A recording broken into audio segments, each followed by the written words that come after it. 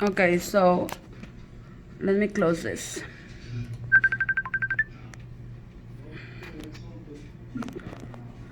Let me go back.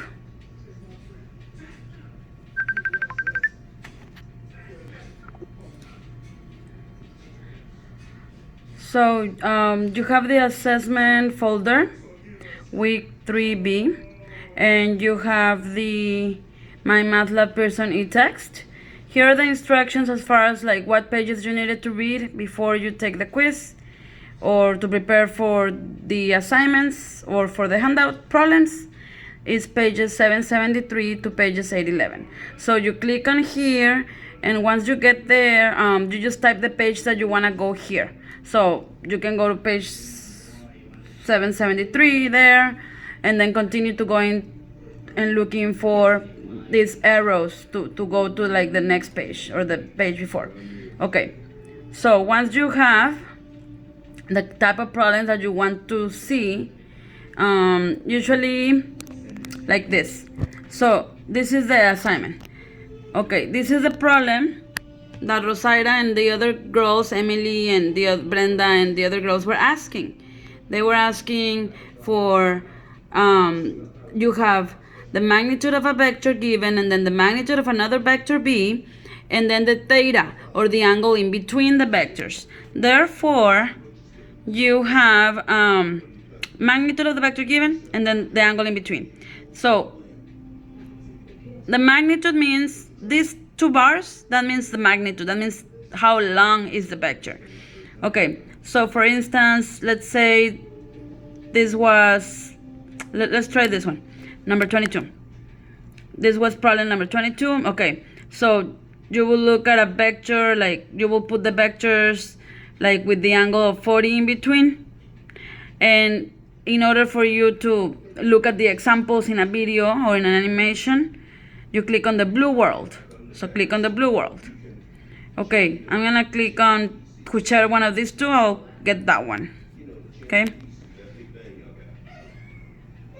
so once you are there, it gives you like one problem, like the ones on your handout. Okay, let's say you don't know how to do it and you came here for help. You go to question help,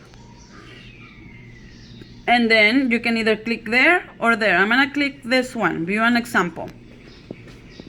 So then I have my example. I have magnitude of vector u is 17, magnitude of vector w is 32, and the angle in between them is 43. Okay, I'm gonna continue, and then it's telling you the steps. Okay, first place the vector so that the angle in between is there. Now watch out, because vector u is 17 and vector w is 32. That means that the magnitude or the length, this should be way shorter, right? So that's how it is. After you place them like that, with the angle more or less to be 43 degrees, you're going to do continue. You're gonna form the parallelogram. So you're gonna create another vector to parallel to u that is the same length right there, and then you're gonna create another vector parallel to w that is the same length right there. You can do this with your pencil and paper, or you can do it with a ruler. It's up to you.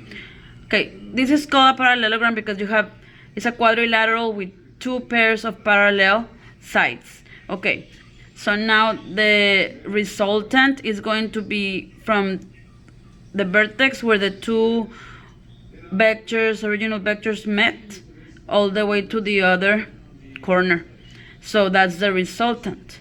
Okay, as you can see in the problem in Pronto, there's only two choices, A and B. So the choices C and D are cut off in the handout. So that problem is wrong because the magnitudes are wrong. I'm gonna go back to the problem in Pronto. The problem, I'm sorry, that they asked me in Pronto, and the problem in the handout. The problem in the handout was this one. The problem in the handout that they asked me in Pronto was number 7. So it was this one. Vector u is 3, vector w, the magnitude of the vector w is 12, and therefore this one, none of these two are the answers because U is shorter, so this cannot be it. And then this one might be right because U is shorter and then W is longer, but then the angle in between is not supposed to be 40. It's supposed to be 40, not 90, right? So yeah. And then this looks like the parallelogram is correct because that will be the resultant.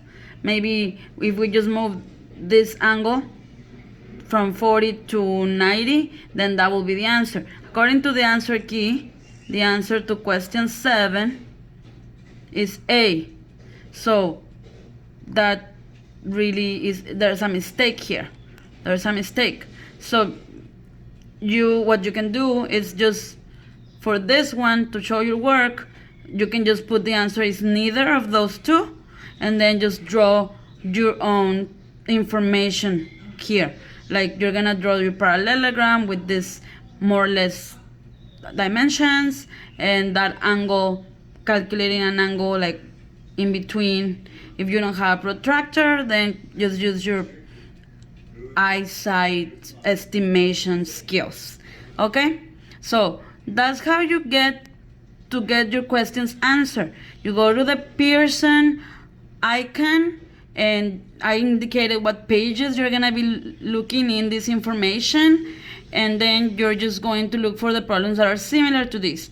So basically you're gonna click on the blue worlds once you get there, and it's gonna give you examples. Sometimes it's gonna give you an animation, sometimes it's gonna give you a video explanation. It just depends what is available in that specific problem. Okay.